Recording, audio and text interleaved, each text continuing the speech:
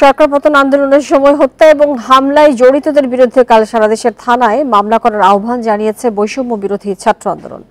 সেই সাথে শেখ হাসিনার বিচার সহ 4 দফা দাবি জানিয়েছেন তারা। নিয়ে আলোচনা করতে বারিধারা থেকে আছেন নিরাপত্তা বিশ্লেষক অবসরপ্রাপ্ত এয়ার কমোডোর ইশফাক ইলাহি চৌধুরী।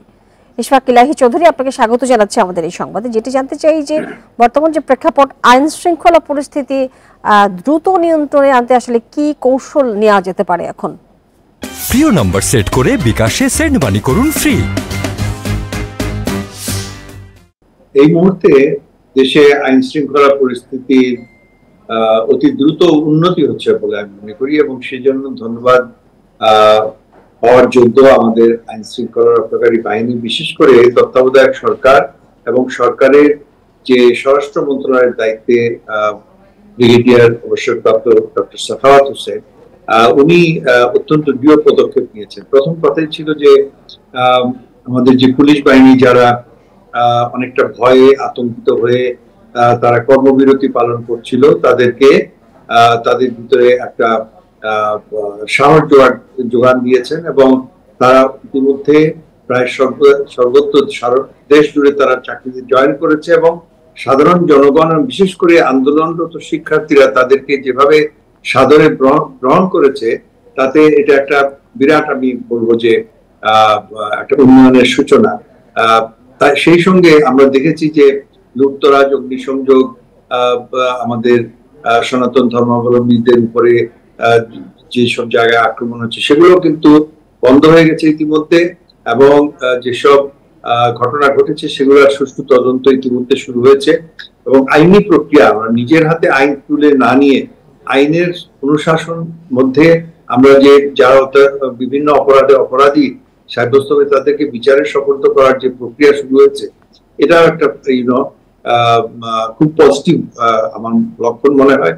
এবং বিভিন্ন থানায় ইতিমধ্যে কার্য শুরু করেছে, মানুষ নিজের হাতে আইন তুলে না নিয়ে তারা আইনের আশ্রয় নিচ্ছে।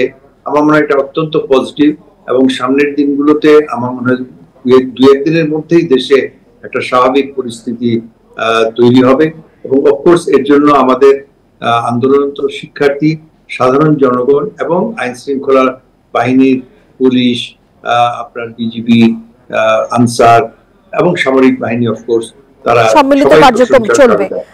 জি, আপনার কাছে আরেকটি প্রশ্ন আমি যেটি জানতে চাই, এই মুহূর্তে সীমান্তে নিরাপত্তা বাড়ানোর প্রয়োজন মনে করছেন কিনা আপনি?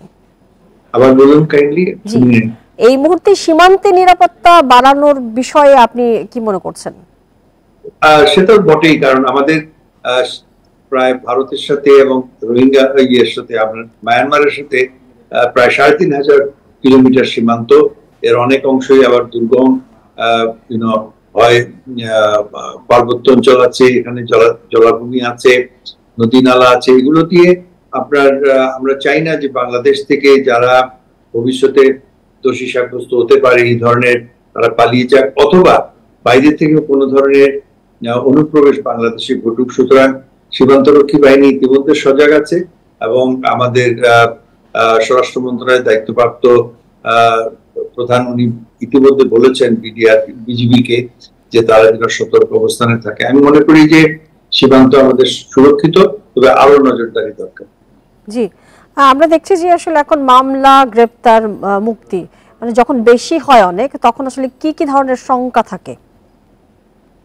এক তো হচ্ছে যে আপনার মামলার জট বেড়ে যেতে পারে, তবে আজকে আমাদের আসার কথা হচ্ছে যে আমাদের উচ্চতর আদালত ইতিমধ্যে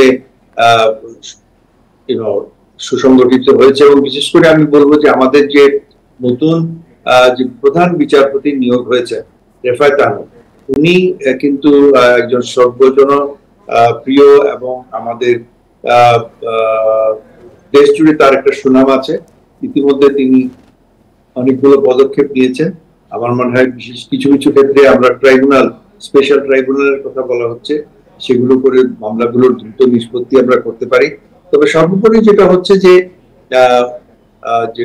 যে আইনের শাসন প্রতিষ্ঠা, এবং জনগণের সামনে সেটাকে যাতে তারা দেখতে পারে যে ইয়েস তাদের যে অভিযোগগুলো ছিল সেগুলোর বিচার হচ্ছে, এবং সুষ্ঠু বিচার হচ্ছে, দ্রুত কিন্তু সুষ্ঠু।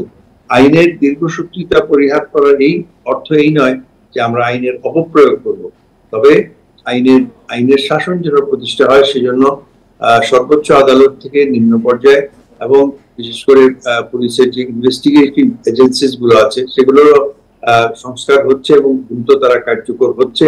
আমার মনে হয় সবাই মিলে আমরা একটা সুষ্ঠু পরিবেশে ফিরে যেতে পারবো। জি, জনাব ইশফাক ইলাহি চৌধুরী, আপনাকে অনেক ধন্যবাদ আমাদের সাথে যুক্ত হয়ে বিষয়ে কথা বলবার জন্য।